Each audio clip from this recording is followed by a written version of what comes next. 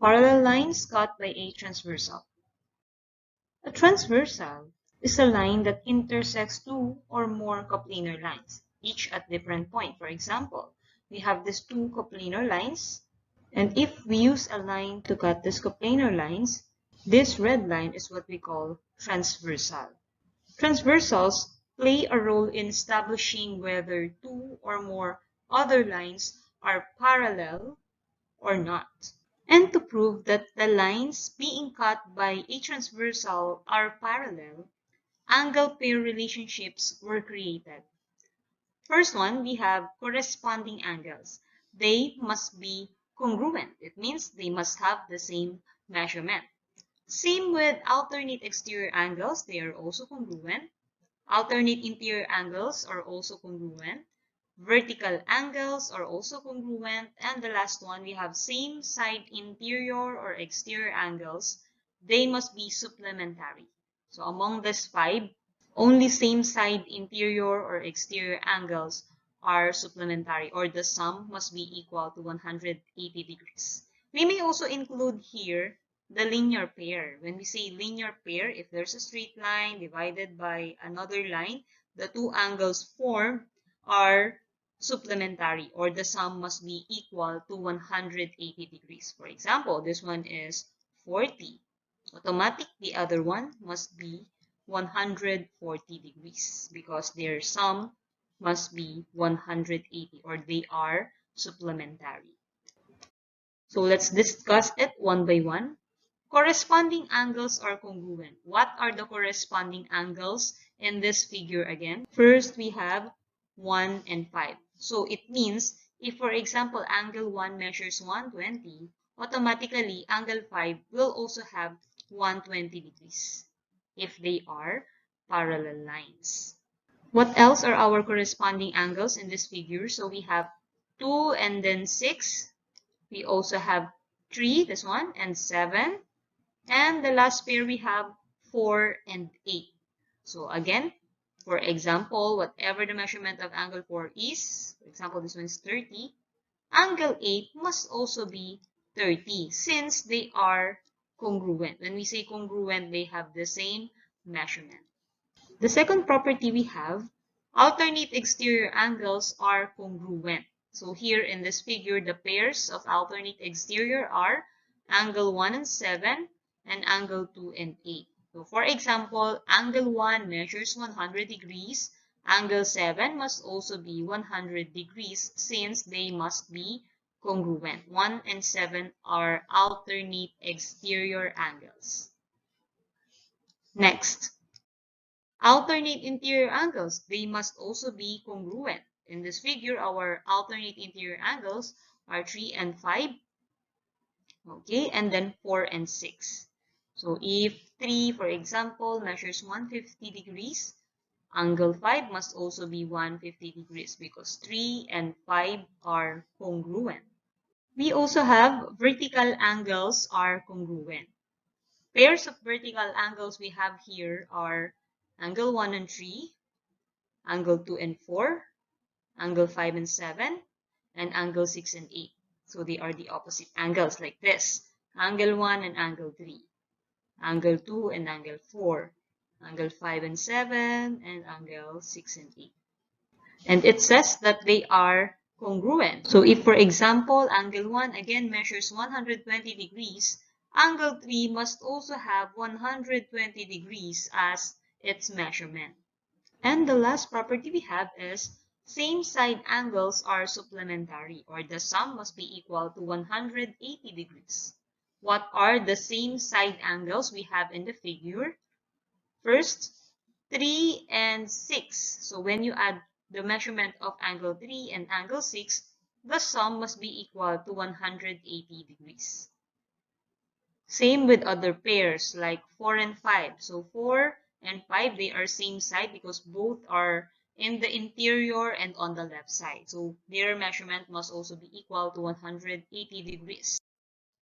And we also have angle 2 and 7. Angle 2 and angle 7, they are both on the exterior part of the parallel lines and also both are on the right. Their sum must also be equal to 180, and also angle 1 and angle 8, their sum must also be equal to 180. So for example, let's use 3 and 6. If angle 3 measures 150 degrees, what must be the measurement of angle 6? Of course, since they are supplementary, what you have to do is to subtract 150 from 180. You'll get 30 degrees. So the measurement of angle 6 must be equal to 30 degrees.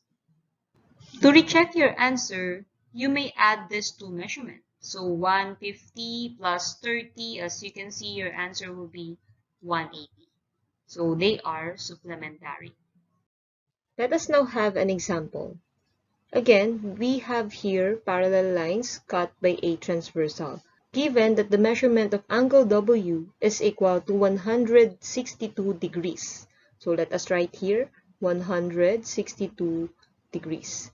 And then with that given angle, we will be looking for the measurement of the rest of the angles given. Let us start with angle M. So angle M is over here. And since the only given we have is the measurement of angle W, we will be using 162 to find the value of M. Observe, look at angle W and angle M. What is their relationship? Are they corresponding, alternate, vertical, or same side? Okay, as you can see, angle W is in the upper left. Same with angle M, it's also in the upper left of this set of angles. Therefore, angle M and angle W are corresponding.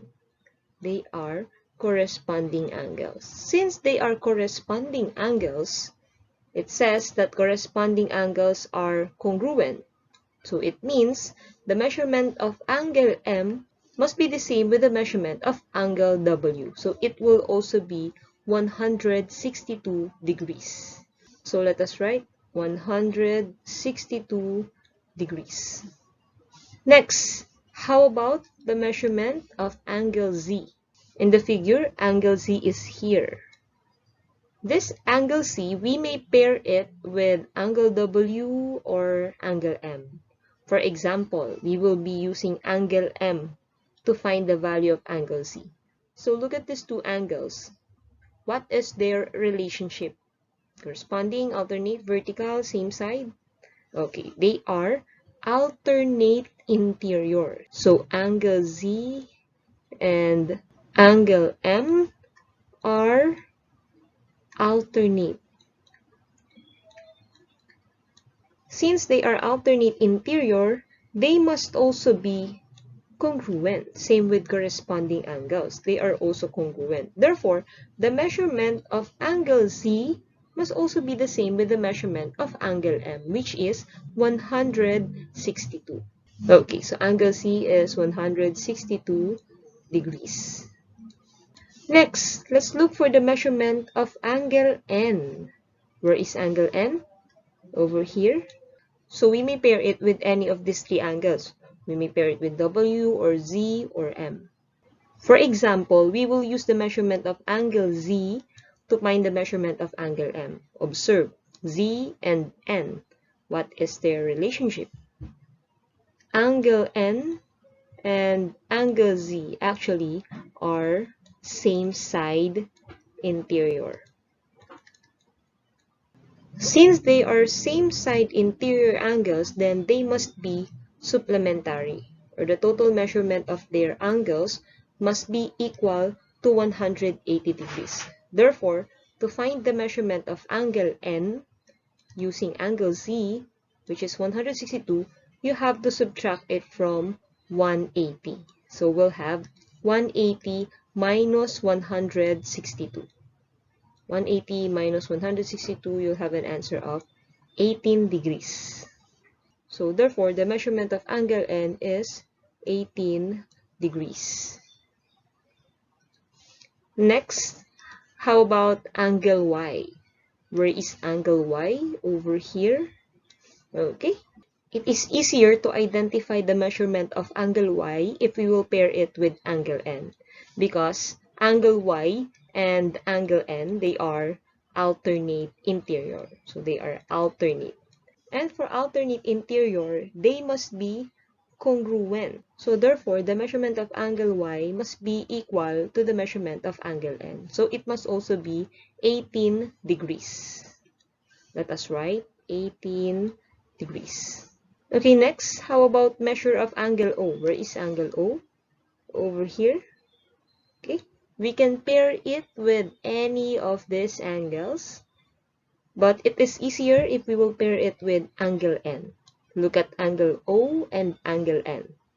As you can see, angle O and angle N, they are vertical angles. Since they are vertical angles, then they must also be congruent. So angle O and angle N are congruent. Therefore, the measurement of angle O must also be 18 degrees. Same with angle N. Next, what is the measurement of angle X? Where is angle X? Over here. We can pair it with Y, since X and Y are vertical. So angle X and angle Y are vertical. And we know that vertical angles are congruent. So therefore, the measurement of angle X is the same with the measurement of angle Y, which is 18 degrees. So we have 18 degrees for X.